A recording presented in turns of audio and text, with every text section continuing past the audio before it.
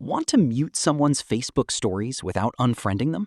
First, open the Facebook app on your phone.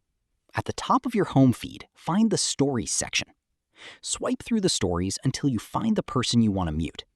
Press and hold their story thumbnail. A menu with more options will appear. Tap Mute Story from the list. A confirmation message will appear on your screen.